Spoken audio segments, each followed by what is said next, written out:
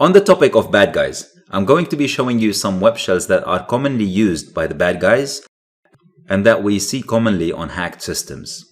If you remember, the first PHP shell that we uploaded was a very basic, simple one. It was one line of code that allowed us to run some commands.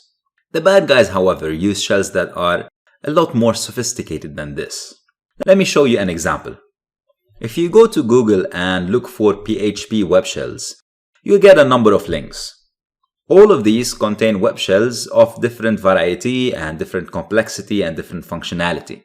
I'm going to go to the first link on GitHub, and all of these shells that you see here, if not all of them, most of them, are web shells that are commonly used by bad guys. So these are web shells that you see on hacked systems.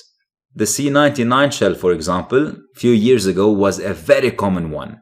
And if you look at the code of this shell, look at the difference between this and the one-liner that we created. So let us use this shell. Let's see what it does. I'm going to save this page and I'm going to name it c99.php.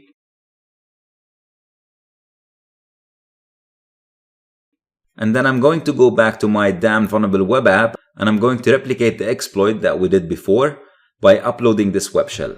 So I'll browse to the file, I'll select it, and then I will upload it. I'll go to the directory where it was uploaded.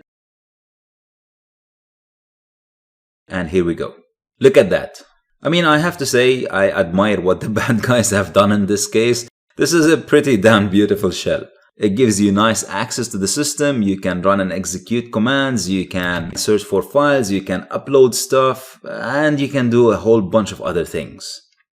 So for example, if you execute whoami, you'll be able to see the output.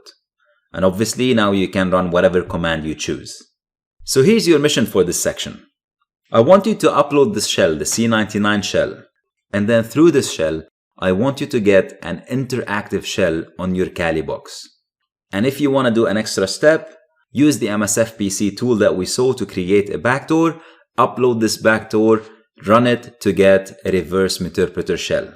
So try and combine everything that we've done in this course through this shell. Again, upload this shell to the Metasploitable machine, which should be very easy because you just have to follow what I did. And then from this shell, first get an interactive shell using PHP or Python or whatever, and then create a Metasploitable payload, upload it through this web shell, and get a meterpreter reverse shell. Give that a try. When you're ready, we'll move on to the next section.